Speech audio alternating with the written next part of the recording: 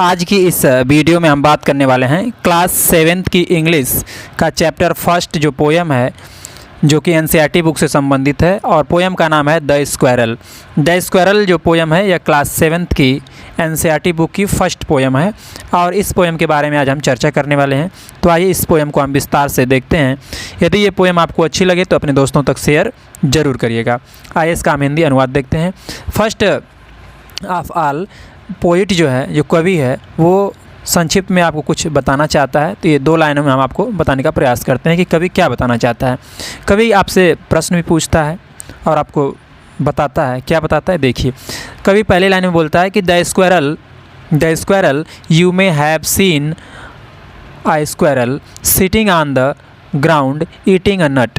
कह रहा the squirrel you may have seen a squirrel sitting on the ground eating a nut. कह रहा है कि आपने एक गिलहरी अवश्य देखी होगी जो ग्राउंड पे बैठकर, ज़मीन पे बैठकर एक अखरोट खा रही होगी। नट मतलब होता है अखरोट, ठीक है।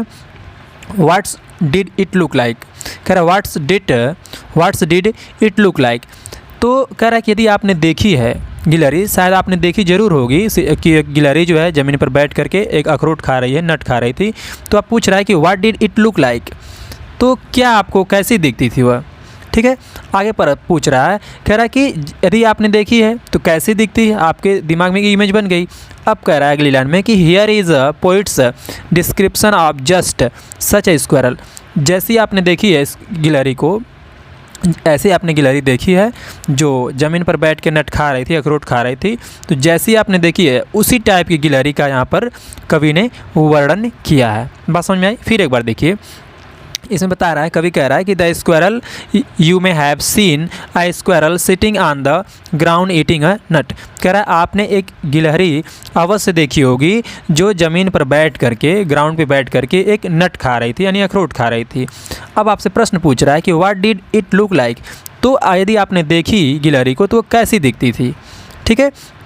अब कह रहा है कवि कि जैसी दिखती थी उसी टाइप की गिलहरी का here is a poets description of just such a squirrel. यानी कि जिस टाइप की गिलहरी आपने देखी है नट खाते हुए, अखरोट खाते हुए ज़मीन पर बैठ कर, तो कैसी दिखती थी, जैसी दिखती थी उसी टाइप की गिलहरी का यहाँ पर वर्णन किया गया। अब क्लियर हो गया। आइए हम पोएम को अपने स्टार्ट करते हैं। पोएम बहुत छोटी है और इस पोएम को हम देखते हैं। पहले लाइन पोएम की है कि ही wore a question mark for tell an overcoat of grey, ठीक है। वियर मतलब होता है पहनना, और वियर का सेकेंड फॉर्म हो गया वोर, ठीक है। ही शब्द जो लगाया यहाँ गिलहरी के लगाया गया है, ठीक है। गिलहरी को लगाया गया है, हालांकि गिलहरी के लिए लगता नहीं ही शब्द, क्योंकि यहाँ पर्सोनिफिकेशन अलंकार है, फिगर ऑफ स्पीच है। तो फिगर ऑफ स्पीच यदि आप पढ़े होंगे तो पर्सोनिफिकेशन में मानवीकरण जिसे हम कहते हैं फिगर ऑफ स्पीच, उसका यहाँ पर वर्णन किया गया। ही को पर्सोनिफिकेशन माना गया है गिलहरी के लिए, ठीक है।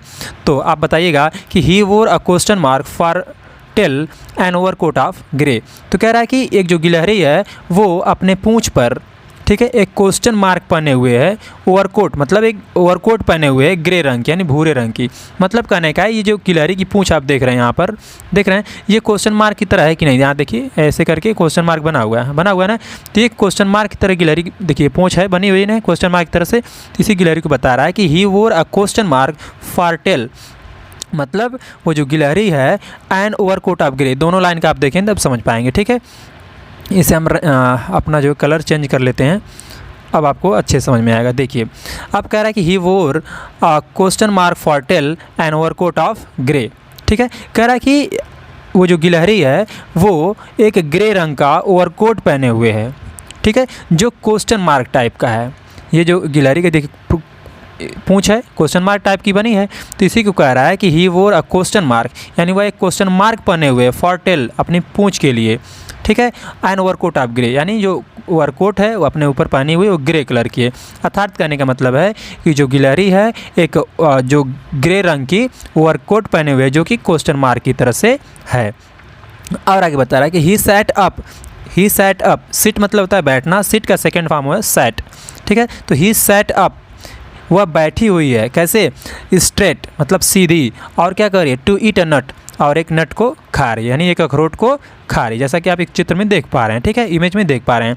तो फिर एक थर्ड लाइन देखिए, कह रहा है कि ही सैट अप, यानी वह बैठी हुई थी, कैसे, स्ट्रेट यानी सीधी बैठी हुई थी, और क्या कर रही थी, टू ईट अ नट, और एक अखरोट खा रही थी। लाइन क्लियर हो गई। आगे देखिए, कह रहा है ही लाइक, और वह पसंद करती है, जो गिलहरी है वो क्या पसंद करती है, ही लाइक टू टीज, टीज मतलब होता है चिढ़ाना, ठीक है, छेड़ना, चिढ़ाना, ठीक है, चिढ़ाना शब्द यहाँ बेटर होगा। तो ही लाइक टू टीज, यानी वह जो गिलहरी है वह क्या पसंद करती है, चिढ़ाना पसंद करती है। यहाँ भी लाइक जो है, लाइक फर्स्ट फॉर्म होता है, लाइक मतलब होता है पसंद करना, लाइक यानी पसंद करती थी, ठीक है।